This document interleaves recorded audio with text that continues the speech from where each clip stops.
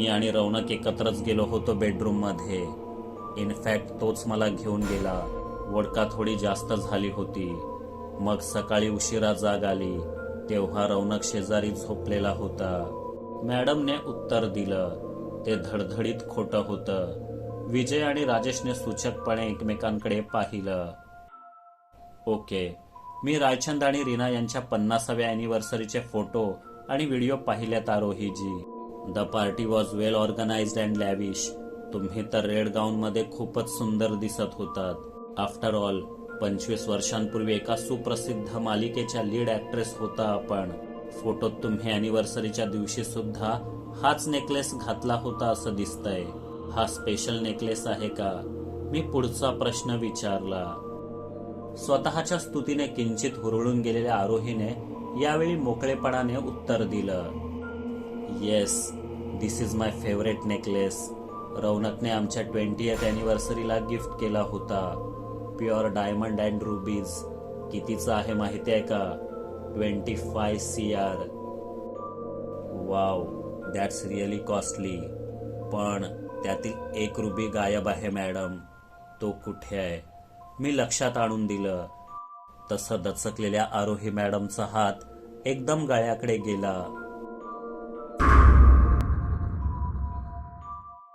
आरोही मॅडमच्या अतिशय महाग नेकलेसमधील डावीकडचा चौथा रुबी पडला होता आणि ज्या प्रकारे दचकून त्यांनी गळ्याकडे हात नेला ही गोष्ट आताच त्यांच्या लक्षात आली असावी.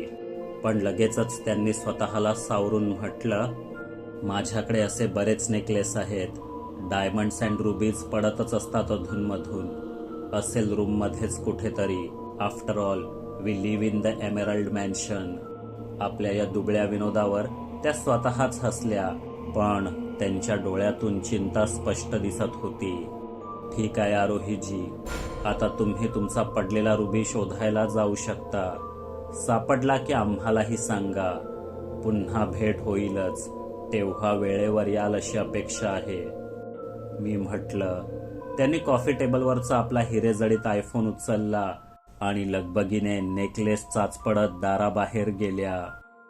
अरे पडवाळ्यांनो, नवरा बायको दोघंही खोटं बोलतायत होलसेलमध्ये. नवरा बोलतो सकाळी उठून जॉगिंगला गेलो. बायको म्हणते उशिरापर्यंत झोपलो होतो. काय चाललंय काय? सगळे खोटारडे आहेत. या अशा मुलाखती घेऊन काही फायदा होणार नाही. त्यापेक्षा जर्मन तिजोरीच्या पासवर्डचं काय ते बघा. माझे 2 करोड अडकल्यात आत. सचिन वैतागून म्हणाला. तुझे कसले आले 2 करोड? तिजोरी उघडली आणि पेपर मिळाले तरी ते मिळणारे पैसे कंपनीचे आहेत भेंडी. त्यातून तुला पगार मिळेल.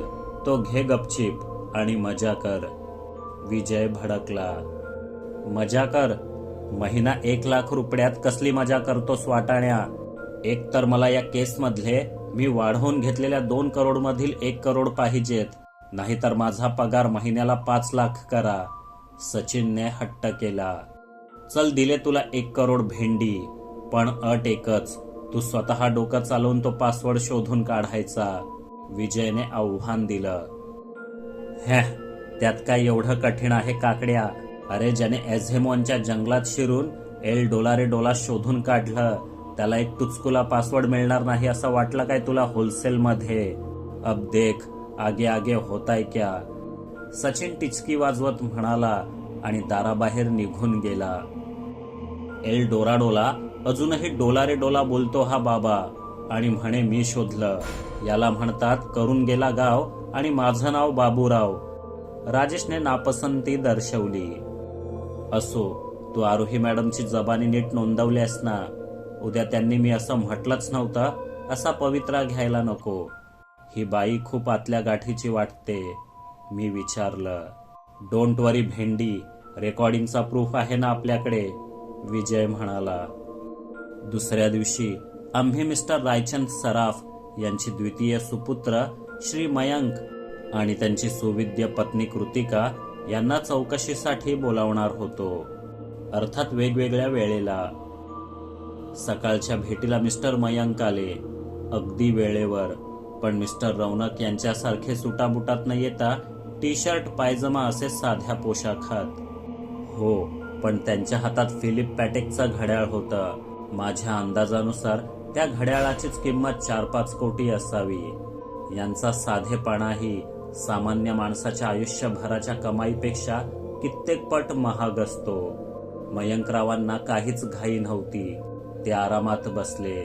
मग म्हणाले, बोला, सर्व एकदम डिटेलमध्ये सांगतो. पण खरंच तुम्हालाही वाटत असेल की माझ्या डॅडचा मर्डर झालाय तर खुनी एस्केप होता कामा नये. चला, म्हणजे रीना मॅडम सोडून आणखी कुणाला तरी ही ऍक्सिडेंटल डेथ नसून मर्डर आहे हे पटलंय. मी म्हटलं, of course. Just imagine how foolish it is की कोणी फ्रूट कटिंगच्या चाकूवर पडून मेलं. Have you heard any of such nonsense before? नाही ना. अहो, ते रायचंद सराफ होते. My dad, the diamond king. फक्त 22 वर्षांचे होते तेव्हा पन्नामध्ये जाऊन एकट्याने अख्खा लँड खोदून काढला होता त्यांनी. This accidental death theory is bullshit. Mister Mayank एकदम कूल स्वरात म्हणाले. आम्हालाही तसंच वाटतंय सर. मग तुमच्या मते एका बंद खोलीत हा खून कसा झाला असेल आणि कुणावर संशय वगैरे? मी तोच धागा पकडून विचारलं. डॅडना झोपण्याआधी मेडिटेट करण्याची सवय होती. ते बेडवर डोळे मिटून समथिंग पद्मासनात वगैरे काय ते बसायचे. At least for half an hour. तेवढ्या वेळेत त्यांना कोणी डिस्टर्ब केलेलं आवडायचं नाही. डॅडच्या सिक्युरिटीसाठी एकदा का त्यांनी डोअर आतून बंद केला की बाहेरून उघडता येत नाही. इट मीन्स कुणीतरी त्यांना बाहेरच स्टॅब केलं आणि आत ढकललं. ते बेडवर जाऊन पडले. डोअर ओढून घेतला की आपोआप लॉक होतो. तसं करून मर्डरर पळाला असेल. पण तो कोण होता आय कांट से. बिकॉज डॅडचे खूप एनिमीज होते, जरी ते तसं दाखवत नसले तरी. मयंकने सर्व सांगून टाकलं. तुम्ही सध्या खूप मिस्ट्री नॉव्हेल्स वाचत आहात असं दिसतंय मिस्टर मयंक. अगाथा ख्रिस्ती आय गेस. पण तुम्ही म्हणता तसं दाराबाहेर भोसकून आत ढकलण्याची थिअरी थोडी अनरिअलिस्टिक वाटते. तसं असतं तर जिथे खून झाला तिथे रक्ताचे शिंतोडे उडाले असते. दरवाजा ते बेडपर्यंत रक्ताचे डाग असते. पण तसं काही पोलीस तपासात आढळलं नाही. त्यामुळे मर्डररने वेगळी स्ट्रॅटेजी वापरली असेल असं मला वाटतं. बाकी तुमचा अंदाजही छानच होता. बरं, मला सांगा, तुम्ही त्या दिवशी त्यावेळी काय करत होतात? मी कौतुकाआडून प्रश्न टाकला.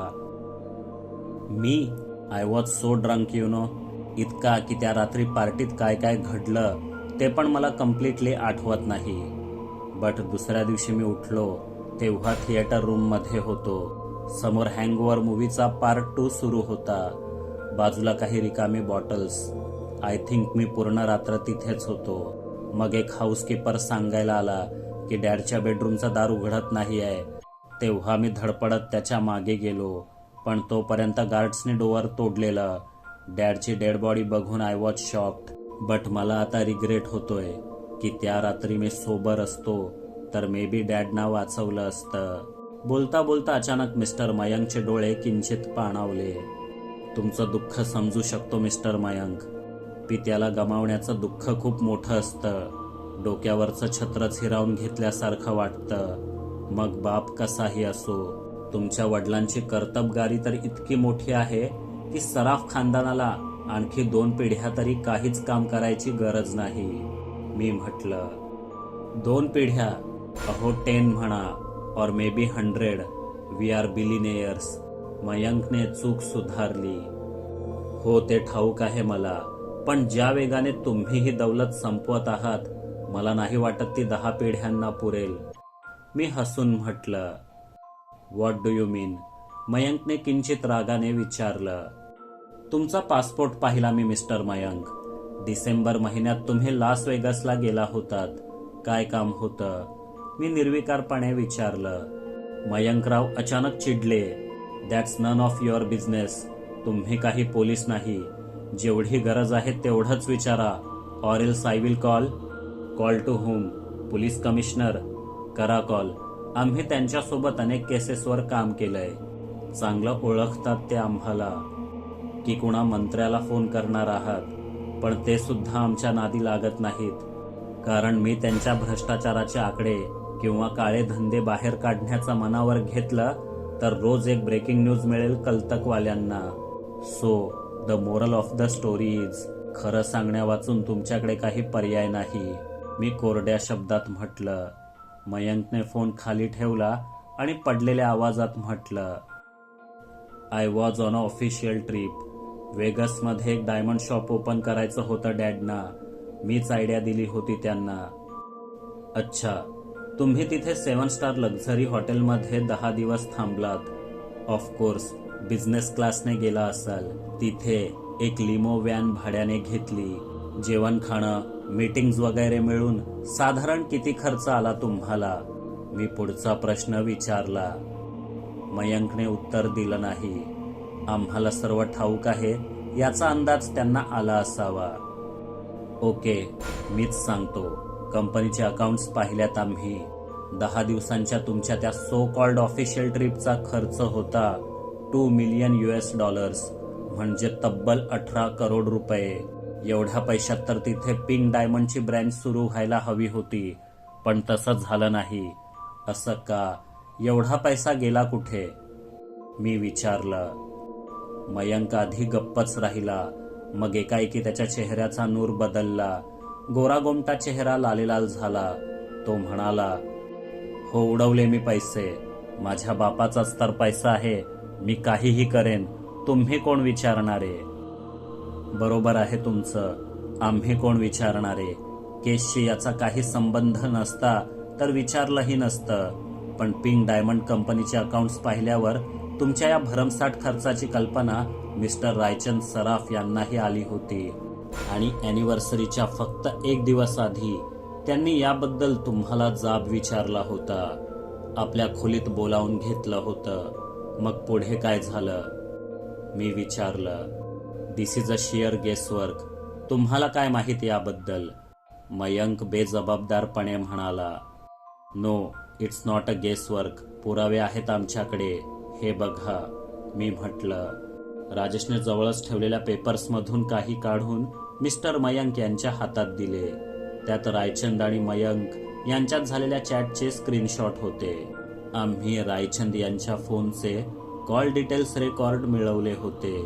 वेगसमध्ये झालेल्या अनावश्यक खर्चाबद्दल रायचंद यांनी उघड नाराजी दर्शवली होती. पैसे उडवण्याआधी ते कमवायला शिक असा सल्लाही दिला होता. लास वेगसमध्ये जाणारा मनुष्य इतके पैसे कुठे उडवतो हे सांगायला डिटेक्टिव्ह असण्याचीही गरज नाही. वेगस आपल्या कसिनोसाठी संपूर्ण जगात प्रसिद्ध आहे. तुम्ही बिझनेसचे पैसे कसिनोमध्ये उडवलेत. त्यामुळे रायचंद साहेबांचा पारा चढला. त्यांनी तुम्हाला आपल्या खोलीत बोलावून घेतलं, जाब विचारला, वाद विकोपाला गेले आणि दुसऱ्या दिवशी त्यांची अशी निर्घुण हत्या झाली. यावर तुम्ही काय म्हणाल मिस्टर मयंक? मी शेवटचा प्रश्न विचारला. मयंक एकदम सैरभैर झाला. त्याच्या अंगाचा किंचित थरकाप होऊ लागला. तो खुर्चीवरून उठला, खिडकीजवळ गेला, खिशातून महागड्या सिगरेटचा पाकिट काढलं, सोन्याच्या लायटरने सिगरेट पेटवली, एक झुरका घेतला, स्वतःला शांत केलं. मग समुद्राकडेच पाहत म्हणाला, तुम्हाला जे काही अंदाज बांधायचे ते बांधा professor, but court needs evidence. मी माझ्या डॅडचा मर्डर केला असे कुठलेच प्रूफ्स नाहीत तुमच्याकडे. So don't waste my time. मी मॅन्शनमध्येच आहे. गरज लागली तर बोलवा. असं बोलून मिस्टर मयंक दाराबाहेर पडले. आम्ही एकत्र बसलो. मयंक यांचं खरं होतं. कुणावर कितीही संशय असो, पुराव्याशिवाय काहीही सिद्ध करणं कठीण होतं. तेव्हा खून कोणी केला यापेक्षा बंद दाराआड खून कसा झाला यावर लक्ष केंद्रित करणं आवश्यक आहे असं वाटू लागलं. यांच्या बापाने फक्त 5,000 रुपये भांडवलावर जमीन विकत घेतली. राबला आणि हे वैभव उभं केलं. आणि याने 10 दिवसात 18 कोटी उडवले. पाण्यासारखा पैसा खर्च केला म्हणतात ना भेंडी, ते यालाच पाहून म्हणत असतील. विजय म्हणाला. इथे येण्यापूर्वी मी प्रत्येकाला रायचंद सराफांचं आत्मकथन द पन्ना स्टोरी वाचायला सांगितलं होतं. त्याने केसमध्ये फायदा झाला असता. सराफांचे कष्ट प्रत्येकाला ठाऊक होते, पण त्या कष्टांची सर्व काही आयतच मिळालेल्या पिढीला जाणीव नसावी. इंटरोगेशनमुळे केस सोपी होईल आणि खुन्यापर्यंत घेऊन जाणारे धागेदोरे सापडतील असं वाटलं होतं बाबा. पण इथे जितकी माहिती मिळतेय केस तेवढी गुंतागुंतीची होत चालली आहे. ते म्हणतात ना, एक ना धड भर बाबा चिंध्या. राजेश पुटपुटला. त्याच्या या भयंकर चुकलेल्या म्हणीने तंद्रीत गेलेला सचिन एकदम जागा झाला. भोपळ्यांनो, कोण चिंध्या भरतोय? इथे मी 1,00,000 पगारासाठी महिनाभर मरमर मरतोय आणि त्या मंकी मॅनने 10 दिवसात 18 करोड उडवले. त्यातले अर्धे जरी मला दिले असते ना, तरी मी जिंदगीभर बसून खाल्लं असतं होलसेलमध्ये. सचिन कुरकुरला. पण तुला त्यातले अर्धे पैसे देऊन त्याला काय मिळणार होतं भेंडी? विजयने हसत विचारलं. मग त्या कॅशिओवाल्यांना देऊन काय मिळवलं रताळ्याने? ते पण फुकटच गेले ना. 18 कोटी म्हणजे 18वर किती शून्य असतात हे पण माहीत नाही मला. आणि इथे त्याने बिंदास उडवले. नेमका पैसा तरी किती आहे या लोकांकडे? सचिन अजूनही 18 कोटींच्या धक्क्यात होता. $10 बिलियन म्हणजे जवळपास 90,000 कोटी रुपये. भारतातील श्रीमंतांच्या यादीत सराफ कुटुंबीय 20व्या क्रमांकावर येतं. प्रताप घराणं 13व्या. गार्गे आणि महाराज साहेबांची एकूण संपत्ती $15 बिलियन आसपास आहे. म्हणजे दोन्हीही घराणी गडगंज श्रीमंत, पण त्यांच्या संस्कृतीत किती फरक आहे. प्रतापपुरातील राजमहालात मद्याची एक बाटलीही नजरेस पडत नाही आणि इथे अख्खाच्या अख्खा बाररूम आहे. अर्थात संपत्तीसाठी षडयंत्रे तिथे सुद्धा आखली गेली. रक्तपात झाला, पण संस्कारांमधील फरक स्पष्ट दिसतो. धनाचा सुयोग्य वापर कसा करावा हे गार्गे आणि महाराज साहेबांकडून शिकावं. अरे 18 कोटींमध्ये कितीतरी गरजूंचं आयुष्य मार्गाला लागलं असतं. कर्जाची चिंता मिटली असती. अनाथांना आधार मिळाला असता. होतकरू विद्यार्थ्यांचं शिक्षण पूर्ण झालं असतं. गोरगरिबांच्या पैशांअभावी अडलेल्या शस्त्रक्रिया पूर्ण झाल्या असत्या. चांगले उपचार करता आले असते. कितीतरी मराठी शाळा वाचवता आल्या असत्या. जिथे नाहीत तिथे उघडता आल्या असत्या. पण यांनी काय केलं? कसिनोत घालवले, जुगार खेळला. मी उपहासाने म्हटलं, बरं खेळला तो खेळला, जिंकला पण नाही घंट्या, हरूनच आला. मग बाप ओरडणार नाही तर काय? मी लहानपणी एकदा चुकून 3 पत्तीत 10 रुपये हरलो होतो, तर बाबांनी पट्ट्याने फोडून काढलं होतं मला होलसेलमध्ये. तेव्हापासून जुगाराच्या नादी लागलो नाही. सचिन म्हणाला. चला भेंडी, समुद्रावर जाऊन एक चक्कर मारून येऊ. या इंटरोगेशनच्या नादात डोकं गरगरायला लागलंय माझं. विजय उठत म्हणाला. आम्ही चौघही मॅन्शन बाहेर पडलो. जॉगिंग ट्रॅकवरून चालत कड्यापर्यंत पोचलो.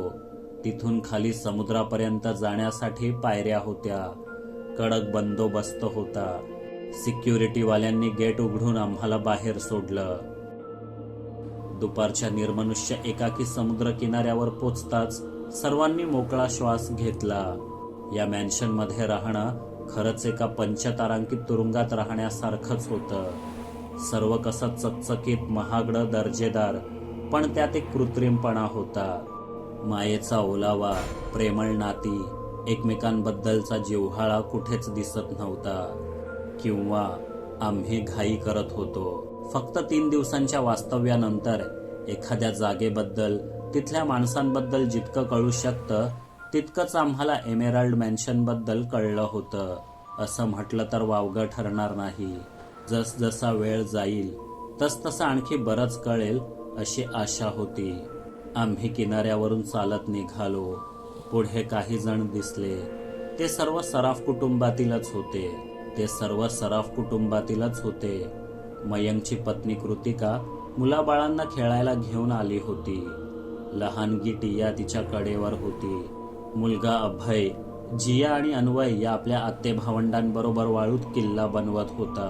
त्यांच्यासोबत रिदम आणि मदन अगरवालांची कन्या सनाया देखील होती. रिदम एका नारळाच्या झाडाखाली बसून मोबाईलवर गेम खेळत होता. सनाया तिथून जवळच दुसऱ्या झाडाखाली बसलेली. तिच्या डोक्यावर हॅट होती. नजर समुद्राकडे. त्या दिवशी मी हेलिकॉप्टरने इथे पोचलो तेव्हा जे हसरे डोळे दिसले होते ते तिचेच होते. तिचं वय 25च्या आसपास असावं. आम्ही जवळ जाताच पोलीस दिसावेत तसे सगळे एकदम सावध झाले. वाळूत खेळणारी लहानगी पोरं कृतिका मॅडमला जाऊन बिलगली. लहान मुलांवर आपला इतका दरारा आहे हे पाहून जगातील नंबर 1चा डिटेक्टिव्ह सुखावला. पण मला वाईट वाटलं. आम्ही इथे आमचा वचक निर्माण करण्यासाठी किंवा शत्रुत्व पत्करण्यासाठी आलो नव्हतो. घरातील सर्वांशी सुसंवाद साधला असता तरच आवश्यक आणि विश्वासार्ह माहिती मिळाली असती. आणि सुसंवादाची पहिली पायरी असते मैत्री. मी रिदमला हाक मारली. तो शार्क अंगावर आल्यासारखा एकदम दचकला आणि मला पाहताच म्हणाला, it's Brown professor, no more secrets. Relax मित्रा, आज मी कुठलाच रंग ओळखायला आलेलो नाही. सहजच आलोय फेरफटका मारण्यासाठी. बोल, काय चाललंय तुझं? मी विचारलं. काय चालणार? तुम्ही हाऊस अरेस्टवर ठेवलंय ना आम्हाला. कुठे चिल करायलाही जाता येत नाही. I am missing pub nights you know. Rhythm म्हणाला. आयुष्यात पब नाईटपेक्षाही मजेदार गोष्टी असतात भेंडी. तू कधी मित्रांबरोबर कॅम्पिंगला गेलायस का? किंवा क्रिकेट खेळायला? विजयने विचारलं. व्हॉट इज भेंडी? Cool word. कॅम्पिंग एक्सेट्रा मी काही करत नाही. आणि क्रिकेटचं बोलाल तर फ्रेंड्ससोबत 1-2दा टर्फवर गेलो होतो, पण मजा नाही आली. It was too exhausting. Ridham म्हणाला. आपण आज रात्री लॉनवर क्रिकेटची डे नाईट फ्रेंडली मॅच खेळूया ना. आम्ही 4 आहोत. तू आणखी 3-4 जणांना तयार कर. मजा येईल. मी सुचवलं. आय डोंट थिंक कुणी रेडी होईल. एनिवेज, तुम्ही म्हणताय तर विचारेन मी त्यांना. आणि हो, you are a very good detective. मी वाचलं तुमच्याबद्दल.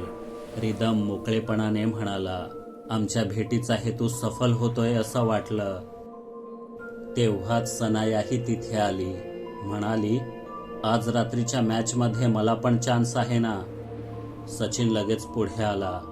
व्हाय don't madam, beautiful ladies always come on. त्याच्यातील इंग्रज जागा झाला. ओके, खूप मजा येईल मग. I can't wait to hit 6. Sanaya batting करण्याची ॲक्शन दाखवत म्हणाली. आमचा सुसंवाद चाललेला पाहून कृतिका मॅडम जवळ आल्या. काय प्लॅनिंग चाललंय तुमचं? काय आहे आज रात्री? मग संध्याकाळचं इंट्रोगेशन नाही होणार का? मला वाटत होतं आज माझा नंबर असेल. त्यांनी एकदम बरेचसे प्रश्न विचारले. हो, प्लॅन तर तोच आहे. 6 वाजता भेटू आपण. राजेशने उत्तर दिलं. Okay, I will be on time. मला काहीतरी महत्त्वाचं सांगायचंय तुम्हाला. मला वाटतं मी त्या रात्री कुणाचं तरी किंचाळणं ऐकलं होतं. शेवटचं वाक्य कुजबुजल्यासारखं बोलून त्या लाटांकडे धावणाऱ्या मुलांवर लक्ष द्यायला निघून गेल्या. किनाऱ्यावरील वाळूत ओल ठेवून मागे सरकणाऱ्या लाटांप्रमाणे आमच्या मनात एकच प्रश्न सलत होता. कृतिका मॅडमना काय महत्त्वाचं सांगायचं असेल?